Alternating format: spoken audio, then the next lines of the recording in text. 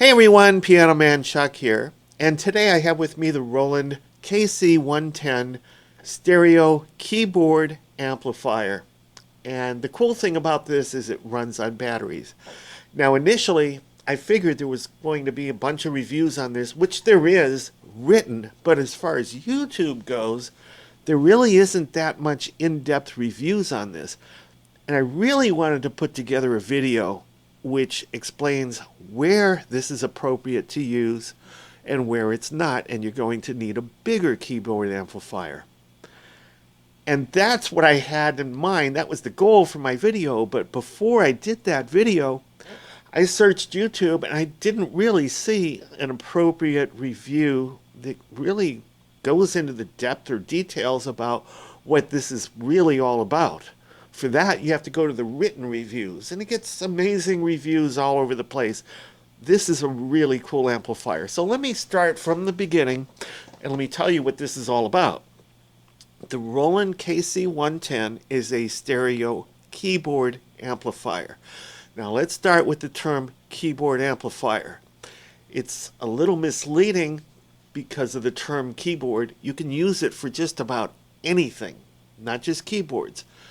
The reason it's called a keyboard amplifier, and the reason any amplifier that has keyboard amplifier label or attached to it, is because of the sonic range.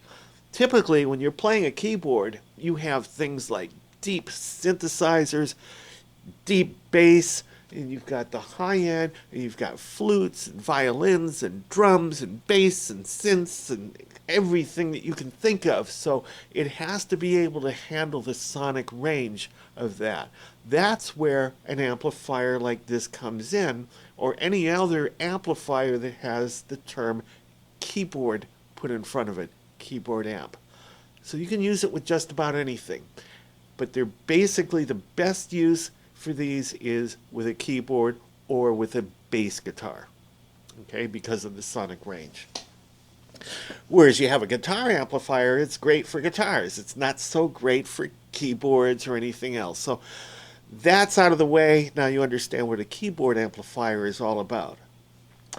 Now the cool thing about the Roland KC-110 is it's a dual use amplifier in that you can use it with AC power, and when you plug that into a wall with 110 volts AC, you get 30 watts of power. 15 on the left, 15 on the right channel. It is stereo, so you have a left and a right channel. But when you take this somewhere outside, you're doing an outside gig, that power level drops down to 20 watts. So you've got 10 watts per channel, 10 on the left, 10 on the right. Now to put that in perspective and to show you how specs really don't mean anything, take something like Casio Privia PX350, which has built-in speakers.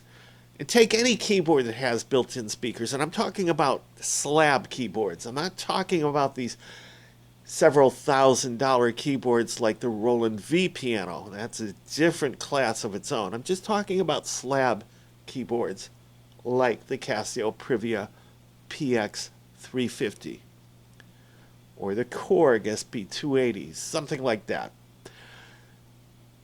Now the Casio Privia PX350 has two speakers and an amp, stereo amp built in, and those speakers are rated 8 watts per channel. So you've got 8 watts on the left, 8 watts on the right, total is 16 watts. This gives you 20 watts when you're running on battery power, 10 on the left, 10 on the right. And it doesn't sound like it's that much of a difference, but when you're running on a keyboard, those speakers tend to be either oval or small, really tiny. These are 6-inch speakers, and it makes a big difference. And you've also got some tweeters in here too. So it's night and day, even though it's almost identical power rating and that kind of thing. I could take this to actually a restaurant or a bar, and I could get by with this even with battery power, whereas I took the PX350 in the same place, and you're not going to be heard as well as you do with this. And the quality is not going to be the same. So that takes care of that part. Now let's talk about what this can do. Um, let's switch over here.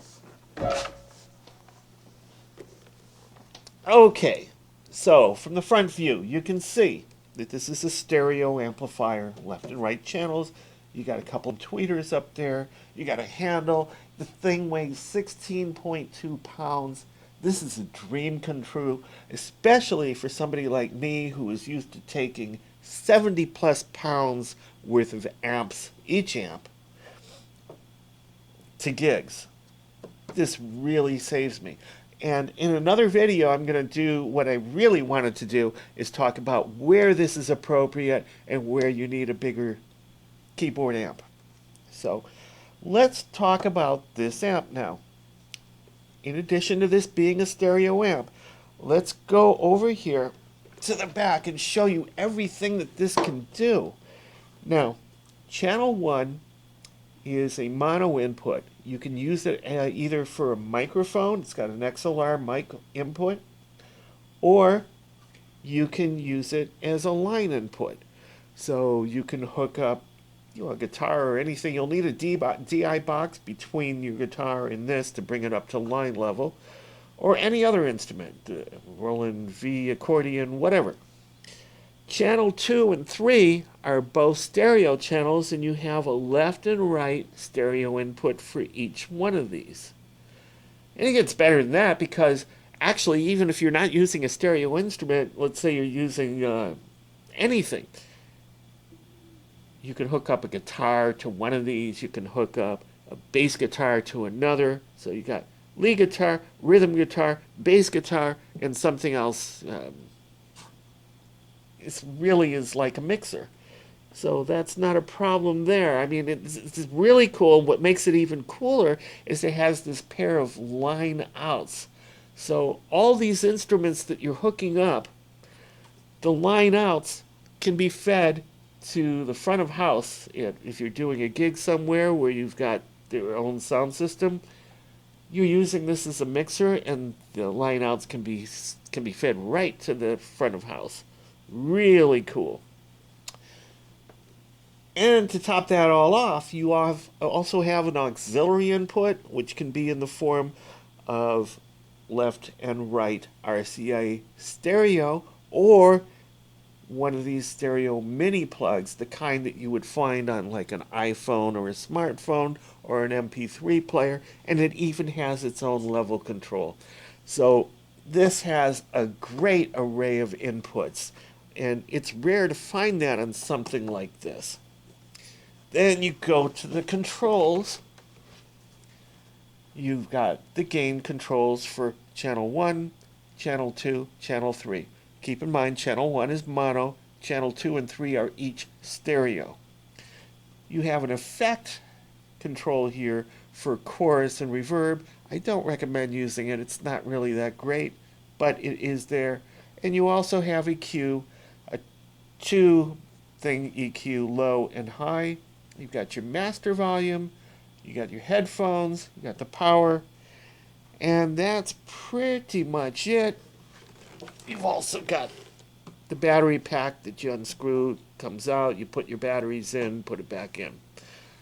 And the other cool thing is it has on the bottom here this thing that comes out that lifts it up so it points up a little bit more so that you can hear it a little bit better.